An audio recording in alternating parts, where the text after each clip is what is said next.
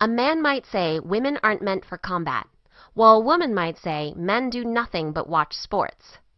Such expressions represent gender stereotypes, which are overgeneralizations about the characteristics of an entire group based on gender.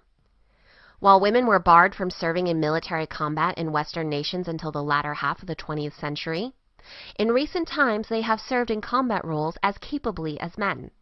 And while many men may watch sports, not all men would necessarily do so. Gender stereotypes can have negative connotations like those above, but they can also have positive connotations even though they're often overgeneralized.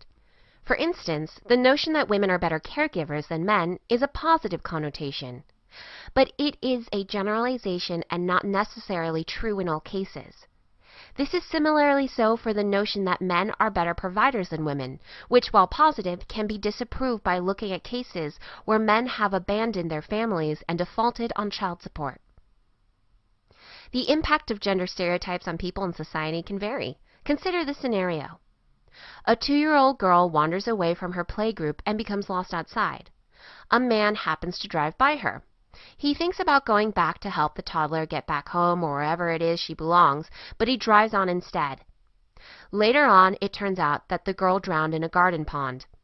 An investigation ensues, and the man who drove by the girl told authorities that the reason he had not stopped or gone back to assist her was because he did not want anyone to mistakenly think that he was a pedophile trying to abduct her.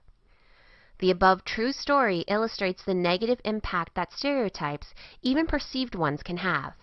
The significance of stereotypes to each individual can depend on the way they look at stereotypes.